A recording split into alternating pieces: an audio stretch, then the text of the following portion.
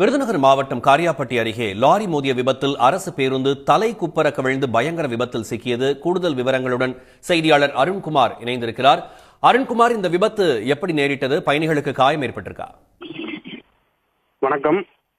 மதுரை பெரியார் பேருந்து நிலையத்திலிருந்து காரியாபட்டி வழியாக கரிசல்குளம் கிராமத்துக்கு செல்வதற்காக மதுரை தூத்துக்குடி தேசிய நெடுஞ்சாலையில் அரசு பேருந்தை ஓட்டுநர் ராமச்சந்திரன் மற்றும் நடத்துனர் அரசு என்பவர் ஓட்டி சென்றுள்ளனர். அப்போது கரிசல்குளம் விலக்கு பகுதியில் திரும்பிய போது பின்னால் 4 வழி சாலை போடும் தனியார் நிறுவனத்தின் டாரஸ் லாரியில் தார் கலந்த ஜல்லிக்கற்களை ஏற்றி வந்த போது அரசு பேருந்து மீது மோதியதில் அரசு பேருந்து தூக்கி வீசப்பட்டு தலைக்குப்புறாக கவிழ்ந்தது.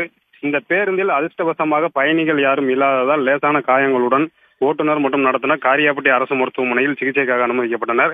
மதுரை பெரியார் பேருந்து நிலையத்திலிருந்து வந்த அரசு பேருந்து பயணிகளை காரியாபட்டியில் இறக்கிவிட்டு கரிசல்குளம் கிராமத்தில் பள்ளி மாணவர்களை ஏற்றுவதற்காக வந்த பேருந்து விபத்துக்குள்ளானது.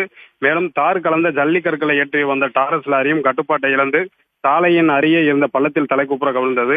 இந்த நிலையில் சாலையின் நடுவே தலைக்குப்புற கவிழ்ந்த அரசு பேருந்தை நீண்ட நேரம் கழித்து கிரேன் வாகனம் உதவியுடன் மீட்டு ஓரமாக நிறுத்தினர். இந்த நிலையில் சாலையில் உடைந்து கிடந்த கண்ணாடி துண்டுகளை காவல்துறையினர் மற்றும் பொதுமக்கள் அகற்றி போக்குவரத்தை சரி செய்தனர்.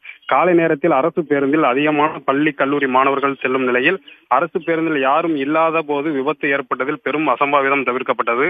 இந்த விபத்து சம்பவம் குறித்து காரியாபட்டி இன்ஸ்பெக்டர் விஜயகாண்டிபன் தலைமையிலான போலீசார் விசாரணை நடத்தி வருகின்றனர். விவரங்களுக்கு நன்றி அருண்குமார். உடனுக்குடன் செய்திகளை தெரிந்து கொள்ள சன் நியூஸ் பெல் ஐகானை கிளிக் பண்ணுங்க.